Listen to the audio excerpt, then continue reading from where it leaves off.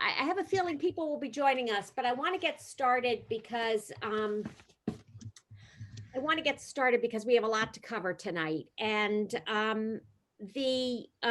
first of all, welcome to those of you I haven't welcomed personally already. My name is Jane Eliasof. I'm the executive director of the Montclair History Center, and today is the last program we're doing in 2020. This was one of those things that when I was looking in 2019 as to what the History Center was going to go and do in 2020, this was not on the list. But lo and behold, it's been a lifeline for me, and I think it has been for other people as well. I will use this moment for a commercial. The Montclair History Center is in the midst of its annual appeal right now, and so if you are inclined and able, we would love donations. You can do it by either sending us a check to 108 Orange Road, Montclair, New Jersey. And I know some people have done that, 07042. And you can do it on our website, montclairhistory.org. You can do it via Venmo, and we now accept Zella or Zelle. Does anybody know how it's pronounced? I'm not sure. Zelle. You can now do it by Zelle as well. So those are your options. And I know I'm going to sound like a broken record with this, but I think the best part of the donations is the sweet things you guys have been saying about these programs. So appreciate that very, very, very much. So tonight's presentation is a little bit different because I have done this program that I've called Everything from the Evolution of Christmas to Christmas is Long, Long Ago many times. And but this time, I wanted to include all of the amazing creations by the Garden Club of Montclair. And they really worked under crazy circumstances this year. Normally what happens is they show up and there's a bevy of activity, and 4 hours later they leave the Crane House and it looks like the Christmas elf has come and just deposited Christmas right in the house. This year, however, they couldn't do that. So they all worked on their creations at home. And then we had a pass off outside, and then the staff picked it up and brought it into the house and took it from there. So I kudos to them and to Floss Sullivan, who organized the whole thing, because it was really quite a logistical feat for the way it all came together. And as always, they did an amazing job, which you will see. So what we'll do is we'll go back and forth between the time periods. We'll talk a little bit about what was happening, and then we'll show you some of the decorations from the room from that period. So today we are talking about Christmases long, long ago with the Garden Club of Montclair's 2020 decorations interspersed in there. So we often think about Christmas traditions. And when we do, we think about families gathered together and lots of presents and Christmas carols and, of course, a Christmas tree.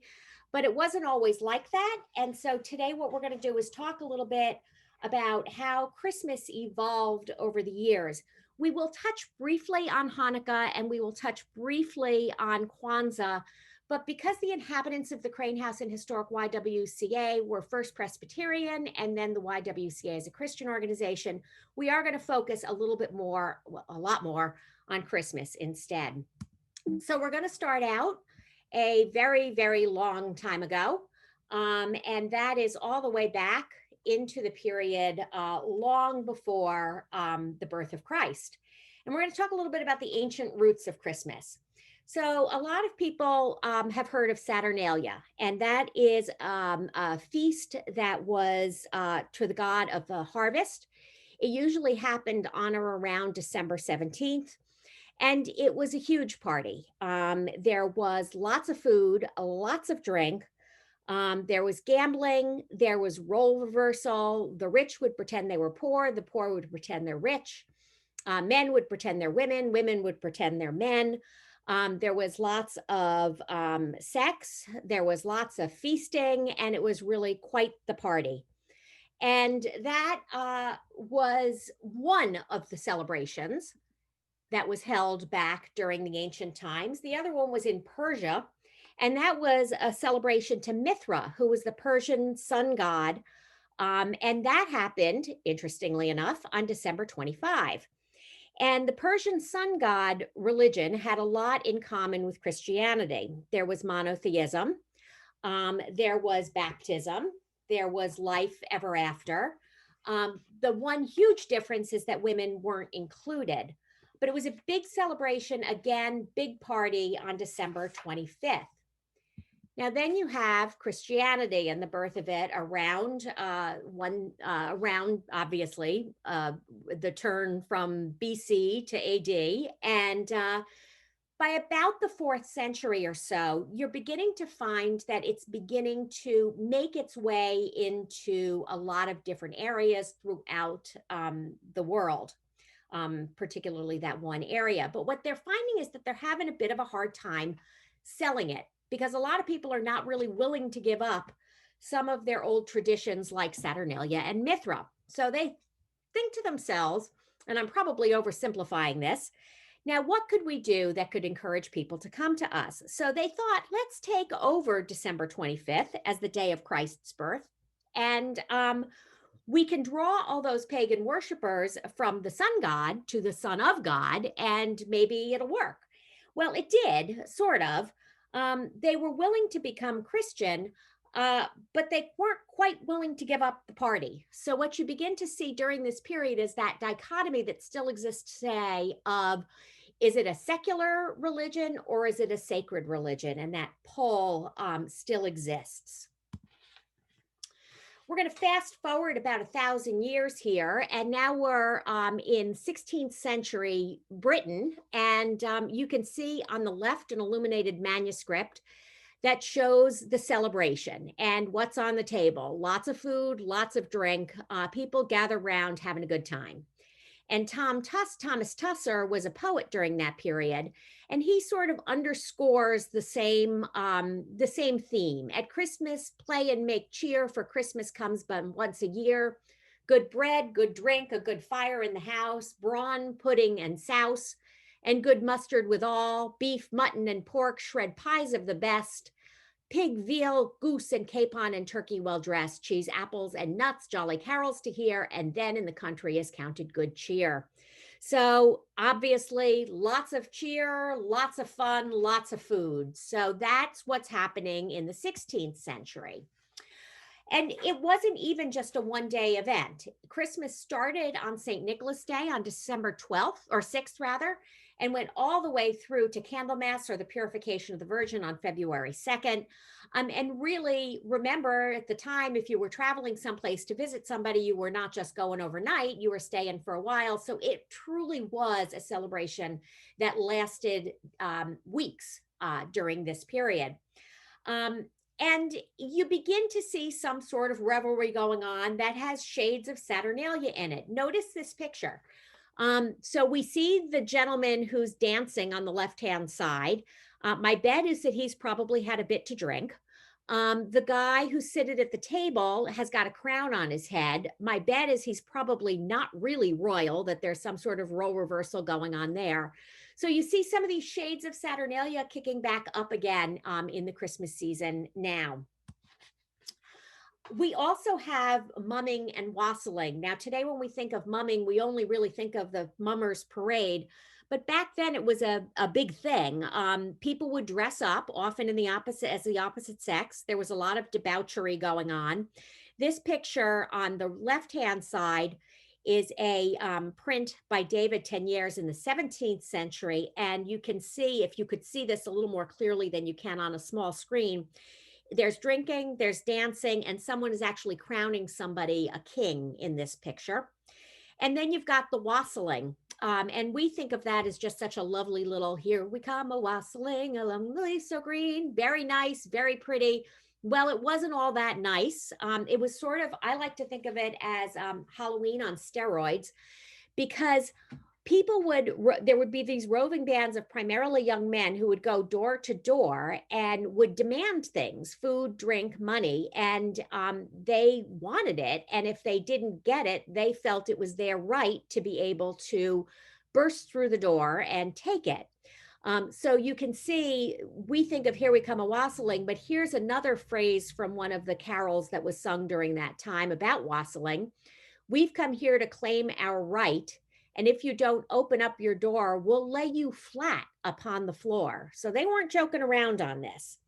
So you can begin to see that Christmas is getting a little bit out of control, and they're looking for ways to sort of bring it back again and make it a little less raucous and dangerous for people.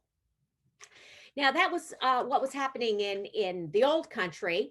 Across the ocean, we actually have a few, very, very few indicators of what was happening here.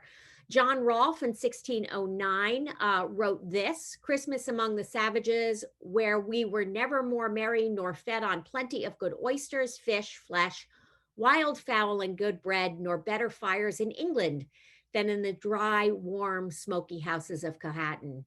And then a visitor at the Virginia home of William Fitzhugh talks about how there was good wine, lots of beverages, and a great deal of carousing. And I love this: 3 fiddlers, a jester, a tightrope walker, and an acrobat who tumbled around. Not the normal type of entertainment I think of when I think of Christmas, but hey, what have you. In the United States, then we also, well, also in Europe, but the Puritans come, right? And we know that they were not a jolly bunch, but they decide that they want to follow Oliver Cromwell's lead, who back in England basically said Christmas, because he was so concerned about the way things were going, his feeling was Christmas has got to be reined in. And so he basically banned Christmas for probably about 15, 20 years. So when the Puritans came over, they too banned Christmas because, well, first it was let's not celebrate it, and then they ultimately banned it. But first of all, there was no reason for celebrating Christmas on Christmas Day. There was no biblical basis for the 25th of December, that rightfully it was bred from a pagan holiday. There was too filled with things that they did not approve of, like drinking, mocking authority, gluttony, begging, and promiscuity. So they were like, we're done with this. We don't need this anymore. We're out of here. So they stopped having Christmas. And as a matter of fact, this is a public notice that appeared in Plymouth that says the observation of Christmas having been deemed a sacrilege, the exchanging of gifts and greetings, dressing in fine clothing, feasting, and similar satanical practices are hereby forbidden, with the offender liable to a fine of 5 shillings. Satanic practices, keep that in mind as you celebrate Christmas this year. So it was like the Grinch had stolen Christmas. But like the Who's in Whoville, it didn't last long, and it didn't last forever, because Christmas began to inch its way back into the culture. And by about the 18th century, we see that it's coming back. By the 1730s, Christmas makes a return throughout the colonies. This is a picture from Mount Vernon from later in the century, but at least you can see that there's partying and dancing, and George Washington is watching on. And the first place it really begins to come back is through Christmas hymns. They're trying to keep it centered in the church. So one of the very first hymns that was produced, or that was printed, was called Songs of the Angels at the Nativity of Our Blessed Savior. And you can see that on the bottom corner of the left-hand side of that page there. But between 1760 and 1799, there were more than 30 Christmas hymns that were published in New England during this period. So you can see it's really coming back now, but in a very specific way, and it all centers around the church. Another sign that it's beginning to come back is the fact that the almanacs are now mentioning it. For years, it had not been mentioned at all in an almanac, but by 1730, you begin to see it in some. Nathaniel Ames, who was one of the more popular almanac writers during that period, held out, though. Everybody else was talking about it, but he waited until December 25th, 1760, when there was an entry that said, "This is a time for joy and mirth when we consider our Savior's birth." So what you're looking for here is merriment, but temper that merriment, and remember that this is all about the birth of Christ, and it's a religious holiday, and certainly not mumming and wassailing and large-scale, huge parties. But you begin to see this pull that we saw starting way back in the early years of Christianity, of the secular versus the sacred. On the one hand, you have people who are gathered together for feasting and whatever. And on the other hand, you've got people who are gathered together for worship. And this is the First Presbyterian Church in Bloomfield, which is the church that Israel Crane belonged to. And the different faiths had different observances. So, for example, the Quakers were much like the Puritans, and there was actually something printed about how there should be no more baking of bread on Christmas or serving Christmas porridge. And so they were trying to sort of emulate the Puritans, saying this should not be a day different from anything else. The Presbyterians began worshiping in the churches, mainly because they found that their congregants were all heading to the Anglican churches, and so they wanted to make sure they kept them in their fold, and so they began offering services themselves. The Dutch New Yorkers were focused very much in a church, but the Anglicans and the Roman Catholics were having a right jolly old time with their feasts and drinking and other great holiday celebrations. Gifts were rather simple. They were usually homemade. They might be some sort of sweet treat of some sort, perhaps some money or some liquor. That's a flask down in the bottom right corner. Some liquor for dependents, such as servants or enslaved workers. And it was always a one-way street. It was the person in authority, be it a parent or the person who was the owner of the enslaved workers or the employer of the servants. They were the ones who were giving the presents. It was never given back. It was always the one-way street there. And the food and drink would be whatever you happen to have. Remember, this is right after the harvest. And so if you want fresh meat, this is the best time of year to have it. The bottles of wine and brandy and rum have all been uncorked. And so they are ready or fermented, and they're ready to eat or drink. And so you really could have quite a feast during this period. Decorations were quite simple. There are very few decorations, pictures of decorations that we can go on, but these are a couple woodcuts from this period. And you can see there are just some evergreens tucked in vases over the fireplace. You can see in this one, there is on the top right, the sort of precursor to the kissing ball that's hanging in the Crane house right now. And then you can see on how they kind of tucked sprigs of things between the window panes. And I'm going to switch the page because you can see it a little bit better in this one.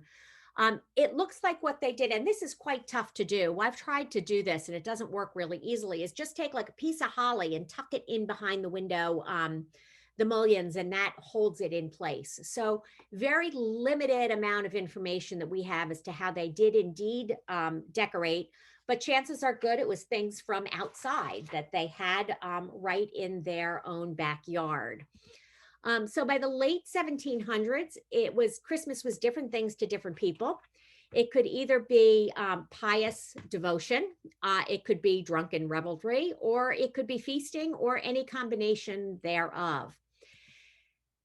And that often depended on where you were in the country and what your religion was. Now, focusing right on Newark, this is from the Sentinel of Freedom from December 26, 1796, which was the year the Crane House was built. And you can see that sort of very somber approach to Christmas in it. It's a Christmas hymn, and it says, "See the morning star appear, hark, our blessed Redeemer cries, men of wisdom all draw near, bring our souls best sacrifice." So we're not talking about a raucous party here. This is truly a religious celebration where there can be joy, but it is a very tempered joy.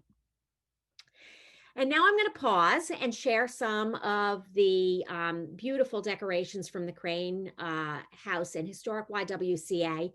You'll see people's names on the bottom of that, and those are the people who actually created those creations. So I will move along. The first is the hearth kitchen, which absolutely looks lovely this year. In each one, what I tried to do is give you a long shot and then zoom in on a couple of the pictures closely. The item on the right hand side is actually a mosaic that she's created out of nuts and corn kernels. It's spectacular. And this is the mantelpiece that she put up. Again, dried flowers and evergreens from outside. Just a couple of other decorations. And now we move into the crane parlor and the hallway. This is the wreath on the front door. Wreaths are of Germanic origin, so they might have actually come a little bit later in this period, say 1840 to 1815, when there was a large German influx of immigrants. Beautiful, beautiful room by candlelight. Just really, it looks spectacular. We didn't do our normal candlelight tours this year, but we did do socially distant, COVID related candlelight tours, and it really worked out beautifully. And the place just glistened with the candlelight. The mantle decoration, a close up of that. And Janet's great creation that we got lots of compliments on, Janet, with citrus and pineapple. The swags that on the sconces that no matter how I try at home, I never quite make them look that beautiful. And then I love this two-tiered design made with that's a dried magnolia wreath, and we're going to see another one in shortly. And dried flowers, roses, and other fresh fruit. It's really quite beautiful and striking. The item on the left is not a Christmas tree. It's actually, it's almost like a swag that stands on its own. It's really quite amazing. I'm not quite sure how she did it, but it's really quite spectacular. In the hallway, we have our kissing ball. And these are the swags. The picture on the left doesn't do it justice from a distance, so that's why I gave you the right side, which is a close-up, so you can really see how pretty it is up close with the different greens and the different bright colors and the beautiful, huge pine cone. This is in the hallway. And Susan managed to, those are all cranberries on that cone. And I just can't even imagine how much time it took her to create that. Beautiful, really beautiful. And this is on the opposite wall, another beautiful decoration. And this is what greets you when you come in. And I think it's so darling with the dried flowers and the wicker basket. It just really is a gracious entrance to that door. So now we're going to move back to the 19th century. And the 19th century is when so many of our holiday traditions that we know of and love have come to be. And we're going to take a look at why that happened and how it happened. There's an article, there's a book written by Jock Elliott that I will put at the end. It's in the recommended readings, called Inventing Christmas. And he basically calls this period from 1923 to 1948 the Big Bang of Christmas, because during this period, you see all of a sudden coming to fruition the beginning of Santa Claus, of shopping, Christmas trees, Christmas giving, and also Christmas cards. And why did that all happen? And why was it done on such a fast and rapid timetable? Well, it all starts with a period of unrest. After the War of 1812, there was an economic downturn, and it resulted in the Panic of 1819, which some economists today say were the beginning of the boom and bust cycles that we still go through today. But there was a lot of turmoil between the classes. There was a lot of high unemployment. People lost their jobs, there were foreclosures, they lost their homes, businesses were bankrupted. And so it was really a very trying time. And so people were unemployed and people were drinking a lot at the holidays. And so you wound up with some of this gang rioting, and it was really quite a difficult period to go through. So just as they did back when Oliver Cromwell decided he was going to do something about it, they felt that there was a need to do something again. But this time it wasn't the government that stepped in, it were several writers. And they did indeed prove that the pen is mightier than the sword on this one. So we're going to look at three writers that were involved in this. And the first is John Pintard. And he was the founder of the New York Historical Society. He also helped establish Columbus Day, Washington's birthday, and the 4th of July as national holidays. But his philosophy was, well, if we just go back to the good old days when classes lived in harmony, they would be able to end the civil unrest. Now, the funny thing is, from what we've seen, there really weren't good old days at Christmas time, but okay, we'll just go with that. There was also a surge in Dutch customs, of interest in Dutch customs in New Amsterdam or New York. And so he decides in 1810 that the New York Historical Society is going to hold a banquet in honor of St. Nicholas.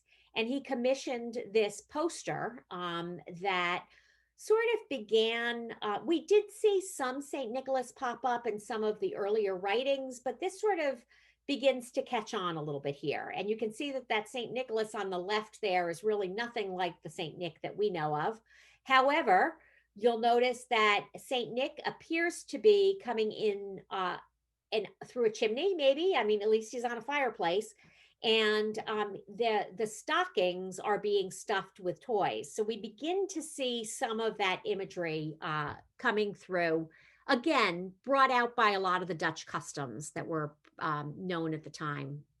The next guy is Washington Irving, who published a tongue-in-cheek satire of contemporary life in New York.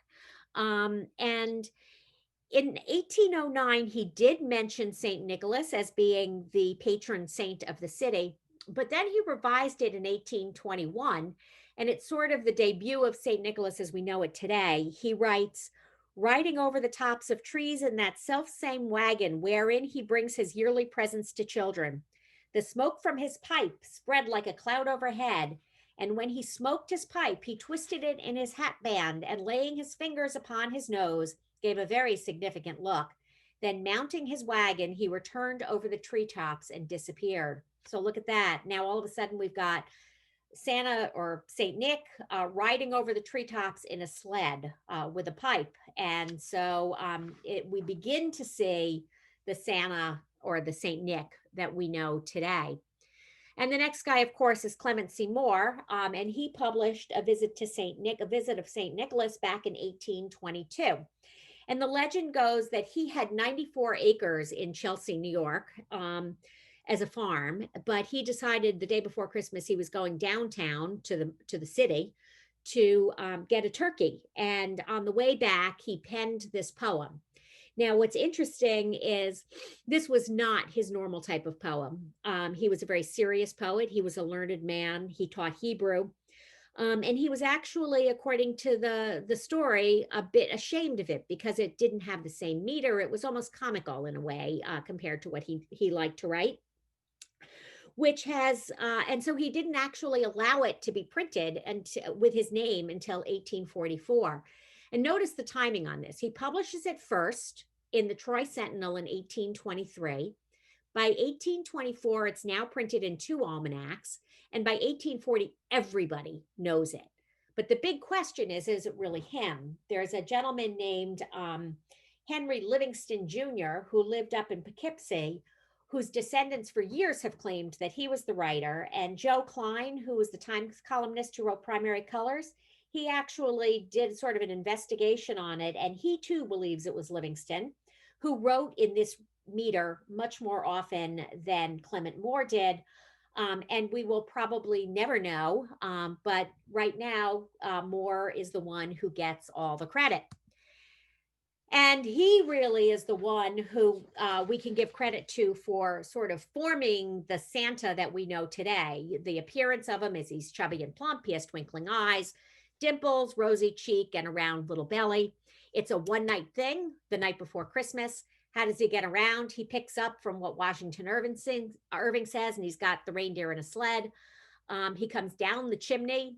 It's in the home. He's there to leave presents. The audience is children, and there's nothing to dread. Happy Christmas to all. So what's interesting about this is he, in this one little book, totally reframed Christmas. So when he starts talking about the clatter on the rooftop, there's nothing to fear. It's not those wassailers coming to steal what they want to steal. It's just Santa or old St. Nick up on that roof. It's one night. It's not spread out over an entire week or 3 weeks or 2 months. It's just one night, so it sort of contains the Christmas celebration. He's bringing gifts rather than fear of people taking things. The focus is firmly on the children, and it's a family affair. This is a huge change. Up until now, Christmas has been all about adults. It's always been the adults feast, the adults are drinking, it's an adult thing. This changes everything and makes it much more of a child focus holiday. And you can see how he has evolved over this period when they're still trying to come to grips with what this guy actually looks like. This one is actually a bit scary, I think, in 1858. 1863, notice that St. Nick is wearing stars and stripes because we're in the midst of the Civil War. In 1864, they still haven't come to grips with the red suit. You can see he's in yellow here. This guy, I don't know what's going on with him. He looks a bit terrifying too. But then, of course, Thomas Nast is the guy that we kind of all settle on with his image of St. Nick or Santa Claus. This one was done in 1881. Thomas Nast, as you know, primarily drew for Harper's Weekly, and he was a book illustrator. He was German born, and he was also the one who was responsible for the donkey and the elephant in our political parties. We see Christmas shopping begun. Prior to this, as we saw, it was parents giving something to a child, usually homemade. Now you're actually going out and you're buying things instead. And one of the popular books to get were gift books. By the second quarter of the 19th century, so from 1925 probably to about the Civil War, they were a huge fad. They were all beautiful. And you can see a few of them here. They were very elegant. They often had watered silk or embossed leather. They all had a presentation page, which you can see on the right-hand side there. And that was an opportunity for someone to write to, to so-and-so from so-and-so with a date and perhaps a phrase or so. And it was a great present for someone who was courting because it was a very personal gift, but it wasn't too intimate. And so you found that more and more of these gifts were given, and then they were serial as well. So if you got one year, it often harkened back to something that happened in the book the prior year. So there was sort of a built-in reason for you to keep wanting to watch and read more. The Christmas tree comes to be, and most people think then, and rightly so, that it was because the German immigrants were the ones who brought it over. The earliest, in Germany, that was a very localized custom. It was in the Alsace forest region in about 1561 is the earliest note we have of it, where there's an ordinance that says that citizens are allowed one tree, no more than 8 shoes in length. So clearly, my bet is that they sent out the person with the biggest foot to go chop the Christmas tree down. The Germans brought it in, and for many, many years, it was very localized in this one little area. But by about 1830, it becomes sort of a national custom throughout Germany. Now, it could have remained there, or it could have been brought over to the United States by the German immigrants. But another major factor in its popularity was probably the fact that Queen Victoria married Prince Albert, who was Prussian, and she had a tree in the palace. And what I love is this picture where this is it in 1848 in the palace. And this is it miraculously changed in 1850 to an American family. And I feel like when you look at these pictures, it's sort of like that game, what's different between the two pictures? Because you can see that on the left, Prince Albert's royal sash has been replaced by just a waistcoat on the right, and her crown is now just a flower in her hair. And the woman who looks like a lady in waiting now sort of has much more of a stature and probably is just a member of the family. But everything else is pretty much the same in these two pictures.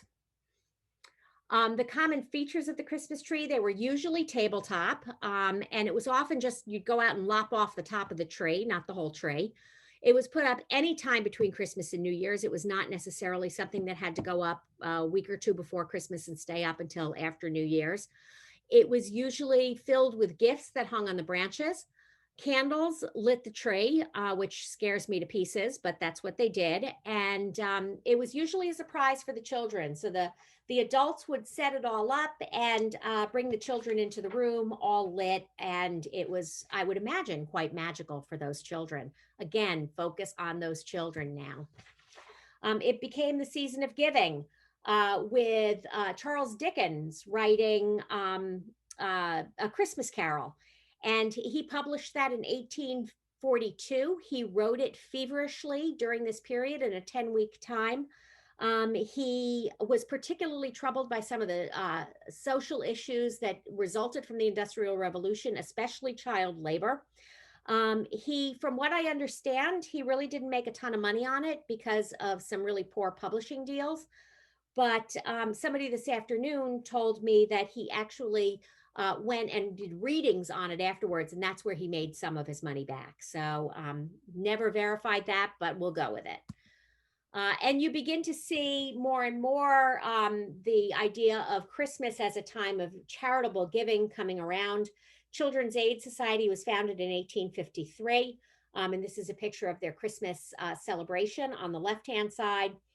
And then in 1890s, you begin to see the Salvation Army making their collections, and they're still out there today.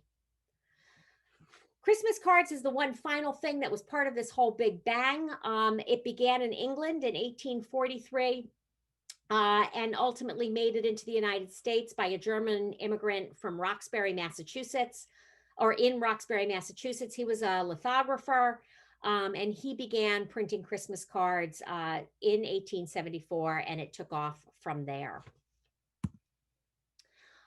So let's just take a look at how Christmas has now evolved. Remember that very somber poem that we saw from 1796?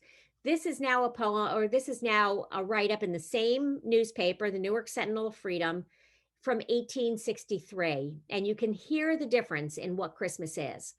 Ever welcome Christmas, which converts even the cheerlessness of midwinter into the season of the sunniest enjoyment, is again at hand. The festival of festivals of children and home, as well as of the church. It brings unspeakable delights to every age and class. Lights and music are everywhere.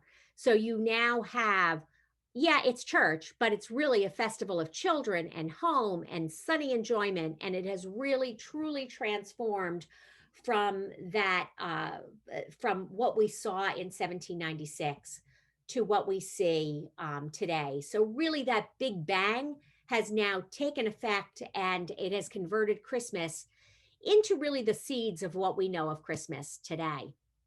So now we're going to look at the Crane Dining Room, which is 1840 to 1900. And this is the wreath on the Nathaniel Crane house done by Barb Belletti.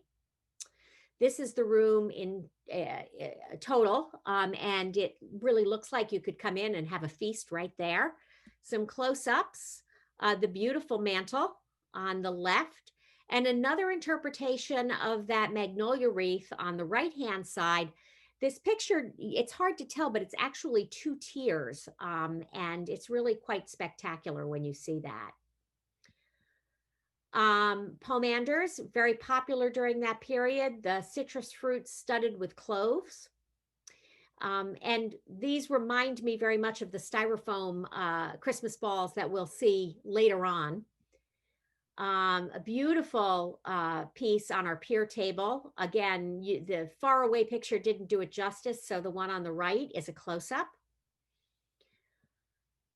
And our Christmas tree. It is tabletop, just like the other ones. It looks like it's just the top of a tree, and it's studded with whatever happened to be around at the time, and probably would have had a couple of small gifts on it as well. And so that takes us to the 20th century. In the 20th century, we're going to start out talking briefly about Hanukkah, because this is when you begin to see a large influx of the Eastern European Jews coming into the United States. In the decade before and the decade after the turn of the century. Hanukkah celebrates the miracle of the one-day supply of oil, miraculously lasting 8 days. Um, it is when the Maccabees drove Antiochus from the temple in 165 BCE. And it was the beginning of religious freedom for the Jews, as one person this afternoon mentioned to me. Um, it is not in the Torah, but it is mentioned. It happened after the Torah was written. And it was a relatively minor holiday. There were no restrictions on food or work, but it was a holiday nonetheless. And in a way, it sort of took on an air of importance here. But from what I understand, it is equally important throughout the world as well. Interesting, you've got the light, the light theme is so prevalent during all of the winter solstice time period holidays. An image of the Eastern European Jews coming through the Ellis Island to the Lower East Side. And this is sort of where we are today with it. Most families will light the menorah that is reminiscent of the one in the temple. You often have potato latkes or donuts because that oil is all part of the celebration. The dreidel is the toy that's played with. The dreidel has four letters on the side that stand for the words "a great miracle happened there." If you're in the United States, if you are in Israel, however, the dreidels all say "a great miracle happened here," which I think is really kind of interesting. The Hanukkah gelt, which is the chocolate covered with the gold foil, and of course, the presents that you might receive. Now let's talk about what Christmas is, what's happening with the Christmas celebrations. First of all, we have the first White House Christmas tree in 1923. And one of the reasons they did that was they were promoting electricity. The Rockefeller Center Christmas tree in 1931, first put up by the workers in the midst of the Depression. And then the following year, there was no tree, but in 1933, the company put it up. We begin to see people leaving goodies out for Santa, cookies out for Santa, because the families, the story goes at least, that the families are trying to instill in their children the idea of giving. So not just taking from Santa, but you're also giving him something as well. You begin to see people getting their trees from tree farms rather than just going out into the woods and picking them. And some of the most popular toys during that period were Raggedy Ann, die-cast metal toys like the truck down below, the yo-yo, and also we begin to see the train coming in. These are just a couple of great pictures, I think, of Christmas trees during that period. And what I love about these Christmas trees is nobody's trimmed them. They are just as nature grew them, and they're big, and they are what they are. And I love the sort of joyful exuberance behind these Christmas trees.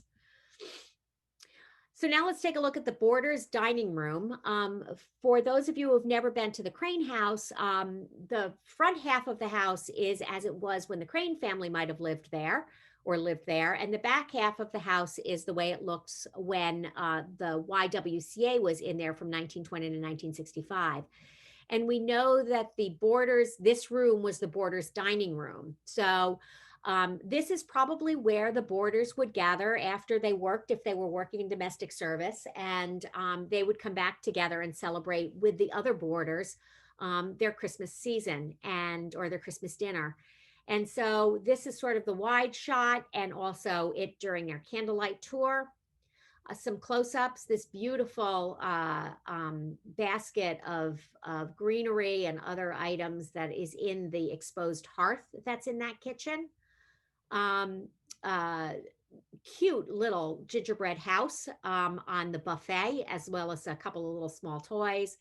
This wonderful apple cone that Sarah did. And I just include this because the little touches were just so sweet in this room.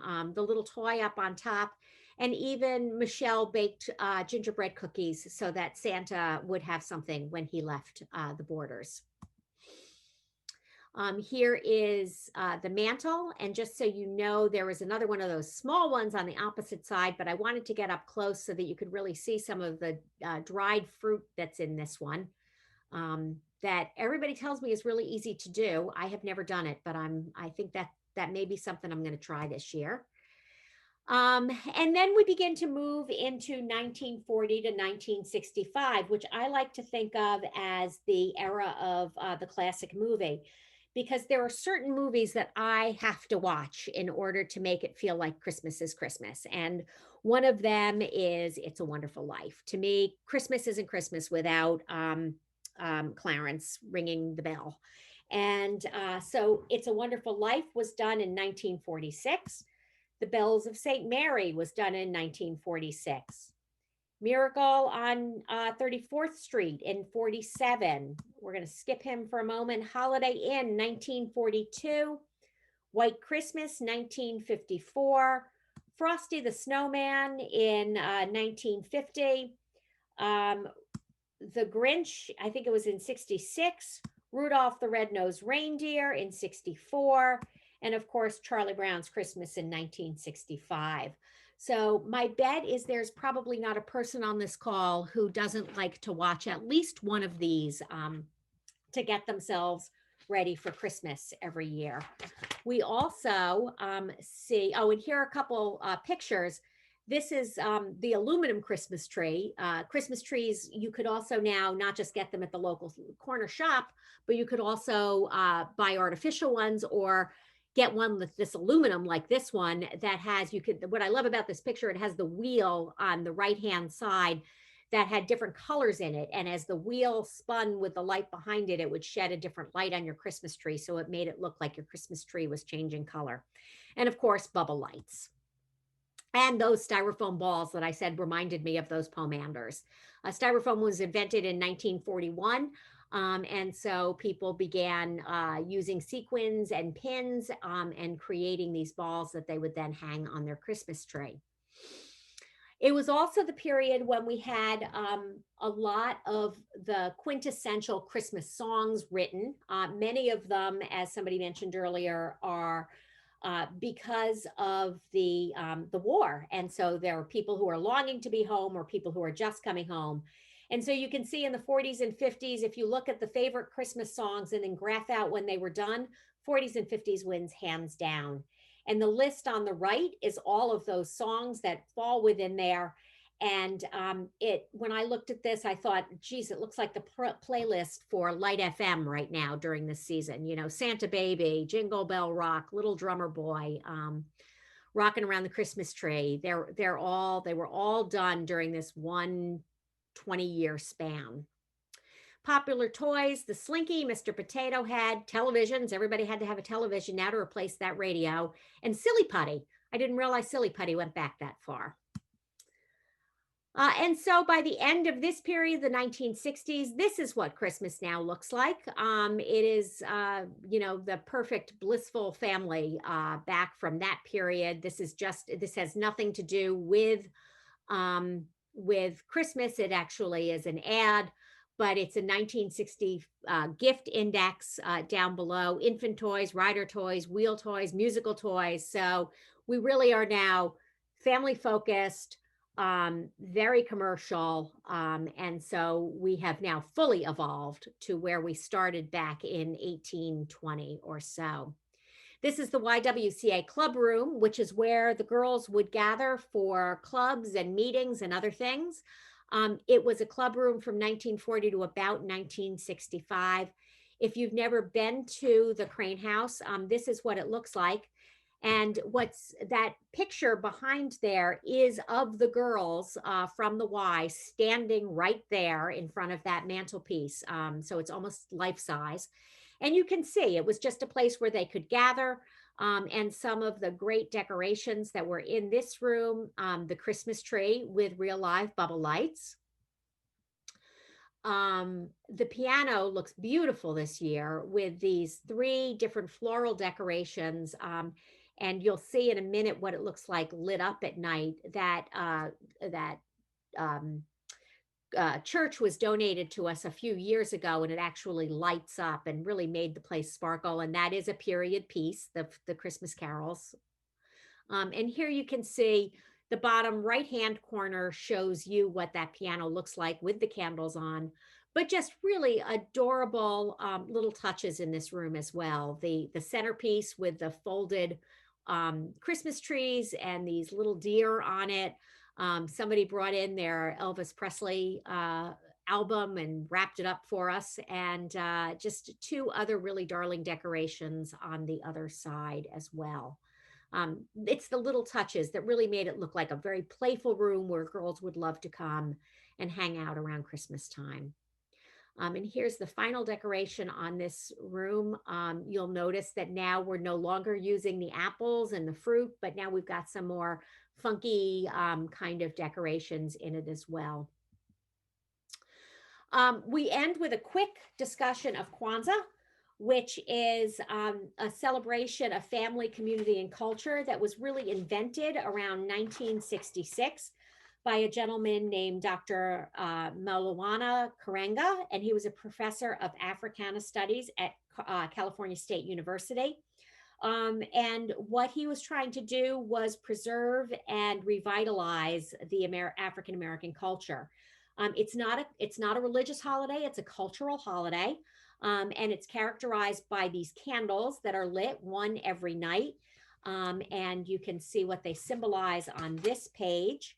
And it's values that really speak to everybody, not just African Americans, about unity and purpose and creativity and faith. Some of the common symbols of it are not just the candles, but also the straw mat and the fresh fruits as well. There's probably a whole presentation that could be done on just Hanukkah and Kwanzaa alone, or each one individually, but I did want to at least include them. Kwanzaa actually picks up after the YWCA was out of the Crane House, and so that's why we really don't show that in the house itself. And the evolution still continues. So Black Friday started back around 1966. The term was coined. It was supposedly coined by, I've heard several stories. One is that the Philly police used it to talk about the traffic congestion the day after Thanksgiving. Somebody else said that they had heard it was because the nuns all went out in their black habits because they wanted to get all their holiday shopping done before Advent kicked in. So hence Black Friday.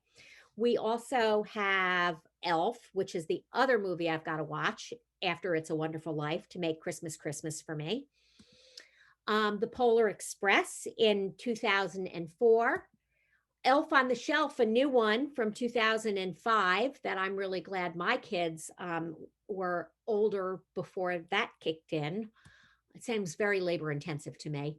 And internet shopping, which was never a thing when Black Friday was here, or was coined, but even more so this year than ever before. These are a couple of the books I used in order to come up with this presentation. As I mentioned, Jock Elliott is the guy who talks about the Big Bang. Stephen Nissenbaum is the one who spends a lot of time talking about the tug between the secular religion and the secular and the sacred aspects of Christmas. And Bruce Forbes writes a kind of lighthearted book about how Christmas has evolved and some of the sort of dispelling some of the myths that we all have grown up with. And finally, I want to thank the Garden Club of Montclair, because you guys you went above and beyond this year to make it happen, even though I was questioning whether or not it would. So you truly did an amazing job this year, as those photos can tell. The photos, by the way, were taken by one of our staff members, Diane Israel, and they're really do justice to those pictures or to the decorations. And just so you know, by the end of, probably by the end of the weekend, I will have just the portion of this presentation that has the pictures of the Garden Club's decorations up on our homepage. So you can take a look and go a little bit more slowly through them if you'd like to do that. So with that, I am going to stop my share, and I'm open for questions if anybody has any. So, Jane, one thing I remember from this afternoon was somebody, talking about some of those songs were, I'll Be Home for Christmas. They were really longing to be reunited. The soldiers were away, and someone spoke about like some movie where they saw soldiers overseas singing Christmas carols, right? And even if you look at Holiday Inn, that movie, it's all about the retired general. And so there is definitely a war theme that runs through all of those movies. Just curious what somebody else's favorite movies are. I know mine are It's a Wonderful Life and Elf. Christmas isn't Christmas without them. How about anybody else? I'll give an honorable mention to The Bishop's Wife. Ah, okay. Didn't put that one in. Thanks, Joe. For me, it's Rudolph and Rudolph's Shiny New Year. Oh, Rudolph's Shiny New Year. Don't know just that like one. not the cartoon, the stop action. Ready, Santa? That one? The ones we could only watch once a year when we were little. And Right, as opposed to streaming on Netflix. Yes. Yeah. My favorite is A Charlie Brown Christmas. Especially now, I could watch it on PBS with no commercials. Years ago, it used to be on CBS, I think, and they always broke for Dolly Madison commercials. It's better without commercials. I'll bet. I'll bet. Somebody else mentioned the Christmas Carol, but what version? Oh. There were several versions of A Christmas Carol, and Claire says she heard Black Friday was due to retailers saying there was a point during the fiscal year where they turned a profit. I've heard that too. Yeah. Lots of different theories on Black Friday. 1939 Christmas Carol. Okay, the old one. Cool. Someone asked about, a link. As Jane mentioned, this should be up when did you think you would be able to get the video up, Jane? Everything's going to be up by the end of the year. Okay. Before then. Okay. I'm hoping to get them all done before next week, by next week sometime. Of the whole presentation, and a little video of just the decorations will be on our Facebook page and on our website. Then that'll be quick. That'll go up probably by Monday. We're supposed to hear tomorrow how we did on our 10 best contest. And so I want to be able to put that up at the same time as well. So yeah, thanks to everyone who voted. Yes, thank you. Voted and voted and voted and voted. And voted, yeah. Right. And voted 4 times, but thank you. Well, thank you all for coming tonight. I wish you all a very happy holiday and a healthy new year. And all my best to you. And thank you, Janet, for all your hard work. We'll see you next year, guys. Enjoy. Thanks for tuning in. Bye-bye. Happy holidays. Oh, and next one, Helen is speaking. So don't miss that one, January 7th. Yeah. Mm-hmm. Take care, everybody. Good. Bye-bye.